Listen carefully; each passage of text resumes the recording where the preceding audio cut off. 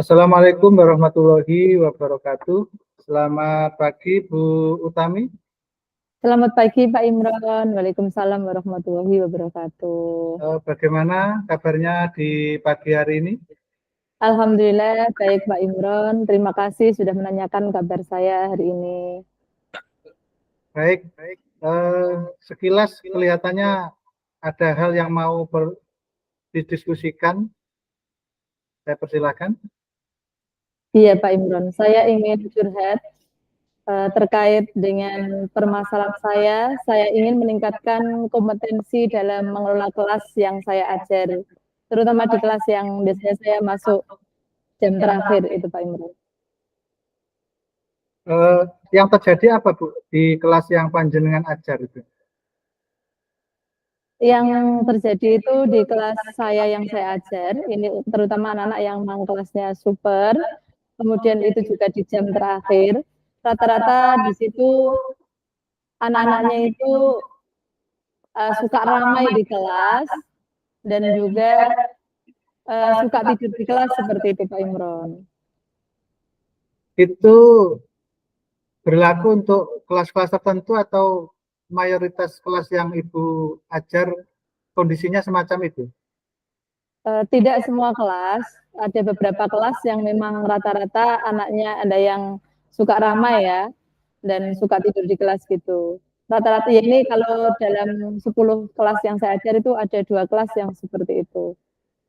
Baik, berarti setidaknya Bu Utami sudah punya pemetaan ya, dari 10 kelas yang diajar, itu hanya 2 kelas yang dianggap kurang kondusif ya dalam pembelajaran, terutama di jam-jam akhir. Kira-kira berdasarkan pengamatan atau analisa dari Bu Utami sendiri, apa yang terjadi di mereka itu kok semangatnya tidak sesemangat ketika masih awal-awal gitu? Apakah ada sesuatu yang membuat mereka berubah yang tadinya semangat terus menjadi semangatnya menurun? Kalau saya amati sih mungkin karena apa yang saya amati itu anak-anak sepertinya malas ya untuk belajar seperti itu. Jadi karena rasa malas itu sehingga menghadirkan teman-teman yang sefrekuensi malas ketemu malas satu kelas. Kemudian ketika diajak untuk berpikir, untuk fokus terhadap pelajaran, mereka enggan. Jadi suka ramai sendiri gitu. Kemudian karena alasan kecapean juga ada yang sampai tidur di kelas gitu.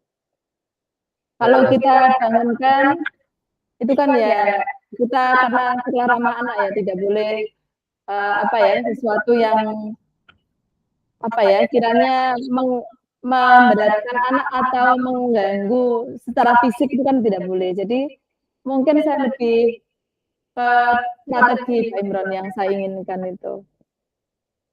Baik, dari 2 kelas yang dianggap dalam tanda kutip bermasalah itu, Utami apakah sudah pernah mencoba dengan cara mungkin strateginya tidak disamakan dengan 8 kelas yang lain, atau mungkin metode pengajarannya dibedakan, pernah dilakukan?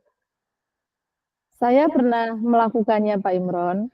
Jadi memang anak ini yang tipikal satu kelasnya itu sefrekuensi ya, ketemu dengan sefrekuensi. Itu kelas kelas DE ya, memang dari kelas 7 itu sudah terkenal ramai anaknya.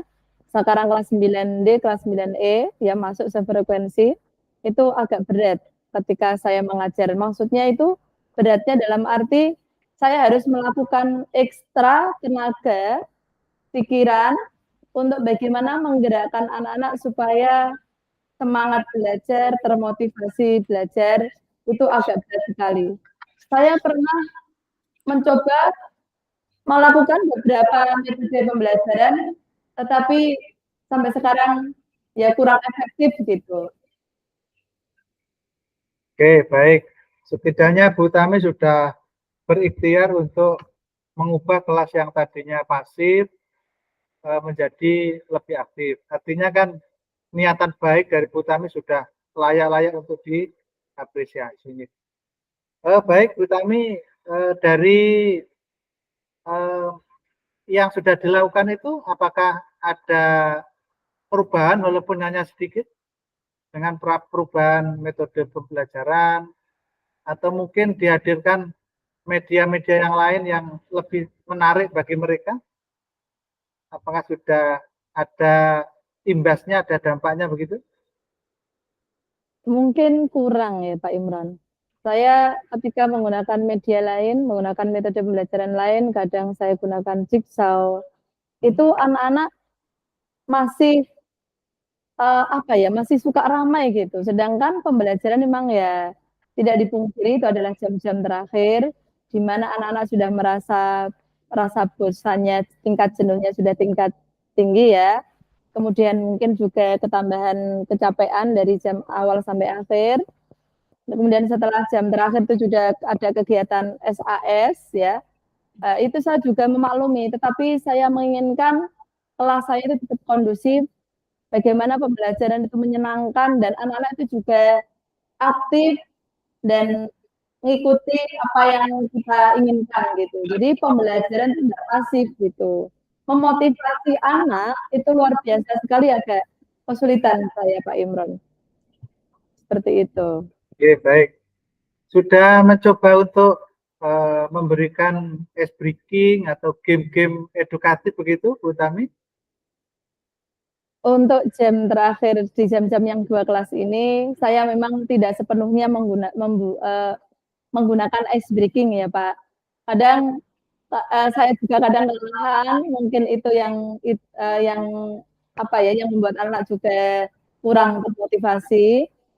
Tetapi saya selalu berusaha untuk bagaimana supaya refleksi, baik kadang saya menggunakan yang seperti yang kelas lain saya terapkan, menggunakan Quizizz, menggunakan menti.com untuk mengunggah motivasi mereka supaya mereka hadir di jam pembelajaran saya.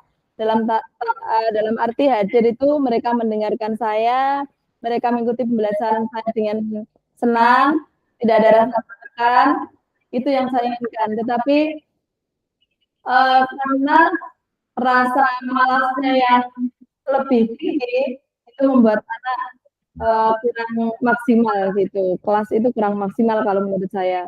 Nilai dibanding dengan kelas yang lain itu juga rendah ya dengan kelas yang lain gitu. Oke, baik Bu Tami, setidaknya saya juga sudah dapat gambaran hal-hal yang sudah Bu Tami lakukan dalam rangka pengundisian kelas supaya lebih aktif, lebih menyenangkan, dan seterusnya. Apakah pernah dilakukan pendekatan personal, misalnya untuk anak-anak, coba kalau membuat persentase gitu dari kelas 1 saja, yang Bu Tami anggap kurang kooperatif itu ada berapa siswa itu yang maksudnya menjadi apa nih, biang kericuan atau biang kerusuhan di kelas itu berapa persen kira-kira? Iya. Kalau saya ditanya skala dari 32 siswa, itu yang bikin ramai di kelas ya, kadang tidur di kelas itu ya 10% ya Pak. Dari 32 itu 3 sampai 4 anak ya yang kadang tidur di kelas, kemudian kadang ramai. Kemudian ketika saya menggunakan metode pembelajaran diskusi yang saya gunakan diskusi dan presentasi, itu pernah saya lakukan. Namun karena kita kelompok itu kan saya serahkan ke anak-anak, karena saya tidak memaksa anak untuk mengikuti kelompok saya yang saya pilih, tapi mereka saya bebaskan buat kelompok. Anak-anak tertentu ini kurang aktif di kelompoknya. Saat presentasi, kadang mereka tidak ikut mengerjakan, dan mereka juga ketika ditanya teman audien ya, dengan teman yang lain kurang bisa menjawab, ya nggak bisa menjawab. Yang suka tidur, saya melakukan pendekatan personal. Ketika saya tanya, saya dekati anaknya Pak. Saya lakukan juga ya. Ternyata anaknya, karena di kelas lain ya, bukan di kelasnya saya. Saya tanya, ternyata anaknya kalau malam itu membantu orang tuanya menjaga warkop. Jadi ketika pagi atau karena tidur tengah malam ya, ketika saatnya sekolah kadang anaknya juga terlambat. Kedua, kurang fokus di pelajaran, kadang bahkan tidur di kelas seperti itu. Saya juga pernah melakukan apa ya, dengan wali kelasnya, saya sampaikan dengan walasnya catatan saya tentang anak di kelas ini. Ya, sama wali kelasnya juga sudah dipanggil, ya sama. Artinya anak ini memang suka ramai di kelas. Yang kedua yang anak ini yang suka tidur itu hanya satu anak, tapi setiap pembelajaran saya itu mesti tidur gitu. Seringnya tidur. Jadi ketika nilai-nilai itu memang dikerjakan. Kalau saya minta kalau nggak dikerjakan nak ya nanti bagaimana saya menilai rapot kamu mengisinya itu dikerjakan. Tapi saya tambahkan jam-jam terakhir. Yang anaknya misalkan mengumpulkan di jam ini saat jam pembelajaran saya, khusus anak ini saya tambahkan jamnya karena memang melihat keadaan anak, kondisi anak, nah, yang suka ramai ini saya juga melakukan segitiga itu sudah saya lakukan. Dan anaknya karena satu kelas ini ketemu frekuensi Imron. Jadi dari kelas itu sudah nyaman dengan temannya, suka ngobrol terus gitu. Saat guru menerangkan, saat anak presentasi, mereka asik sendiri dengan ngobrol. Seperti itu. Baik, Bu Tami, setidaknya panjenengan sudah sedikit banyak sudah mengetahui duduk masalahnya. Jadi memang problem sosial dalam arti kebiasaan yang berada di sekolah itu terkadang cerminan dari rumah juga. Jadi kalau di rumahnya sudah capek sampai sekolah, itu memang perlu didekati lebih intensif soalnya. Kalau itu dibiarkan sampai kelas 9 pun masih akan sama. Makanya selain yang jenengan lakukan dengan berkomunikasi dengan wali murid, mungkin suatu saat manakala ada DP 5A yang hadir nanti bolehlah anak-anak itu kan nanti kita identifikasi setidaknya biar terbantu masalah problem yang terjadi pada mereka. Oke, itu kemudian apakah pernah ada komunikasi sama orang tuanya sejauh ini? Sejauh ini saya pernah manggil itu anak Dedi ya yang suka tidur di kelas itu, saya panggil. Tapi saya juga libatkan wali kelasnya, Pak Imron. Ya orang tuanya kalau saya lihat, saya ceritakan. Karena memang di jam-jam saya sering tidur. Alasan anak kelelahan dan ngantuk. Tetapi dari orang tua sendiri kurang respon gitu. Artinya dia membiarkan anaknya tidur. Ya iya Bu, nanti saya kasih tahu gini-gini. Artinya kurang respon, kurang membantu sekolah bagaimana supaya anak ini memiliki semangat motivasi yang tinggi. Nah, jadi itu mungkin perlu penanganan khusus atau mungkin perlu pendekatan lagi supaya orang tua tahu dan paham bahwa anak itu aset ya dunia akhirat. Artinya anak itu kalau dibiarkan membantu orang tua tanpa dikasih hak-haknya untuk belajar, untuk istirahat, untuk mendapatkan kasih sayang, perhatian, itu juga nanti berakibat ketika anak sudah besar akan terbentuk karakter yang kurang baik. Nah, khawatirnya seperti itu. Lah, orang tua mungkin karena merasa anak ini bisa membantu mencari uang, ya di padahal mereka tidak tahu masalahnya bagaimana. Kalau anak itu sekolah terus, artinya tidak fokus di pembelajaran, bagaimana bisa sukses mencapai kebahagiaan dan keselamatan yang setinggi-tingginya sesuai dengan filosofi Gajar Dewantara. Itu yang memang ya juga pendekatan dari wali juga kepada wali murid. Kalau saya dari dulu, saya posisikan saya sebagai pengajar, bukan walasnya ya. Tetapi saya sudah berusaha untuk memberikan masukan bagaimana supaya anak ini mendapatkan perhatian dari orang tua, tidak terlalu konsen saat belajar, saat masuk sekolah, saat artinya diberikan anak gitu. Karena anak ini juga memiliki hak yang sama dengan anak yang lain, seperti bermain, belajar dengan temannya, saat jam pembelajaran mereka juga mengikuti, mendapatkan ilmu seperti itu. Oke, betul sekali Bu Tami. Memang kalau mengikuti konsepnya Ki Hajar Dewantoro itu belajar itu ya tidak hanya di sekolah. Setidaknya ada 3 tempat yang bisa dipakai untuk tempat belajar. Yang pertama sekolah, yang tadi kondisinya seperti itu. Yang kedua keluarga. Jadi keluarga itu mau tidak mau, suka mau tidak suka juga ikut membentuk karakter anak. Bagaimana anak itu termotivasi dengan baik. Jadi orang tua itu bisa juga menjadi pemicu atau pelecut anak-anak untuk giat belajar, juga bisa menjadi orang yang menjadi beban. Jadi anak-anak itu perlu pencerahan dari orang tuanya. Kalau orang tuanya orientasinya sudah kerja, nanti yang jadi korbannya anak. Nah, disitulah pentingnya komunikasi dengan orang tua, atau betapa pentingnya pendidikan. Karena pendidikan itu kan bukan instan. Hari ini belajar, terus hari ini dapat apa, kan tidak. Setidaknya kan investasi. Hari ini itu ibarat orang menanam, nanti panennya ya mungkin 15-20 tahun yang akan datang. Kalau orang tuanya punya persepsi, punya pemahaman begitu, nanti setidaknya motivasi yang bermula dari keluarga itu sangat penting. Yang ketiga itu masyarakat. Masyarakat itu dalam rangka menciptakan iklim belajar itu sangat penting. Jadi terkadang kalau orang beli rumah itu kan beli lingkungan ya.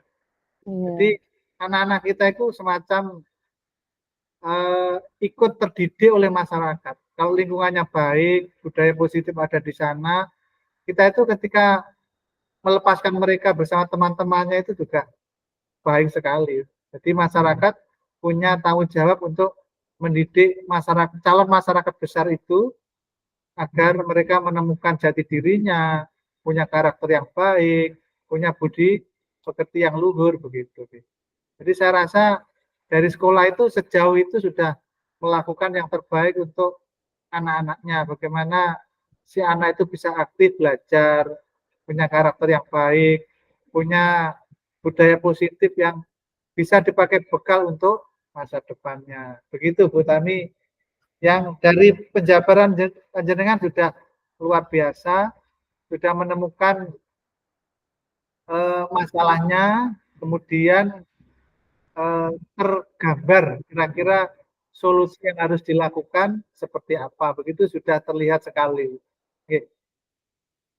Bu Tami, kira-kira dari pembicaraan ini apakah sudah tergambar kira-kira solusi yang terbaik yang akan dilakukan?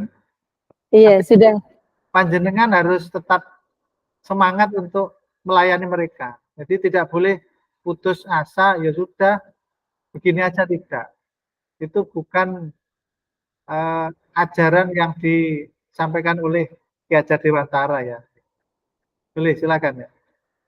Iya. Terima kasih Pak Imron. Saya sudah punya gambaran dari berbincang dengan Pak Imron, sudah dengan Pak Imron luar biasa sekali. Insya Allah saya akan melakukan aksinya untuk tanggung jawab saya sebagai pendidik ya, sebagai penuntun anak-anak supaya mencapai kodrat untuk menuntun anak-anak sesuai kodrat alam dan zamannya untuk mencapai kebahagiaan anak-anak yang setinggi-tingginya. Insya Allah saya akan berkomitmen untuk membantu mereka juga, bagaimana mereka supaya termotivasi, ada motivasi dan ada perubahan yang lebih baik setelah ini. Luar biasa Bu Tami, tidak hanya menjadi pengajar sampah, tapi juga pendidik. Jadi, memang guru itu ya di atas kertas hanya di kelas ya, tetapi praktek lapangannya jauh dari itu. Terkadang kita ada home visit itu ya dalam rangka pendidikan juga. Jadi tidak hanya anaknya, tapi terkadang orang tuanya juga dikasih pemahaman bahwa pendidikan itu satu-satunya yang bisa merubah masa depan. Orang tanpa pendidikan itu ya masa depan suram ya, gelap ya. Karena pendidikan itu menjadi cahaya masa depan bagi anak. Itu perlu untuk dimengertikan kepada anaknya ya, orang tuanya. Biar setidaknya pendidikan yang diselenggarakan sekolah itu ya tidak berdiri sendiri, tapi harus kolaborasi dengan orang tua, dengan masyarakat sekitar. Luar biasa Bu Tami, setidaknya panjenengan juga sudah memunculkan ide-ide kreatifnya, sudah berusaha dengan metode-metode terbaik, dengan ice breaking-nya, dengan pendekatan kewalasnya, dengan orang tuanya. Kita berharap juga semoga apa yang dilakukan Bu Tami itu menjadi investasi yang pahalanya bisa dipetik di kemudian hari nanti. Amin. Baik Bu Tami, masih ada hal yang ingin diperbincangkan lagi? Sudah cukup Pak Imron, terima kasih banyak. Berbicara dengan Pak Imron luar biasa sekali, beban saya di pundak rasanya berkurang, hilang sudah. Yeah. Oke, terima kasih Bu Tami. Kita akhiri kucing kita pada pagi hari ini. Semoga pembicaraan kita bisa bermanfaat bagi jenengan, bagi saya, dan bagi lembaga pendidikan yang kita berada di bawahnya. Karena dari orang-orang seperti Bu Tami ini nanti akan bisa mengimbas ke yang lain. Ya. Karena semangat itu sangat-sangat penting bagi seorang guru. Kalau seorang guru gampang putus asa, gampang mengeluh lah, ini tidak akan membawa lembaga pendidikan kemana-mana. Jadi tetap istiqomah dalam menjadi pendidik yang baik, yang dirindukan oleh siswanya, pada akhirnya meningkatkan kualitas pendidikan Indonesia. Demikian kita akhiri kucing kita hari ini. Mohon maaf ya, manakala ada hal yang kurang berkenan. Kita akhiri, terima kasih. Assalamualaikum warahmatullahi wabarakatuh. Waalaikumsalam warahmatullahi wabarakatuh. Rekodnya stop Pak Imron.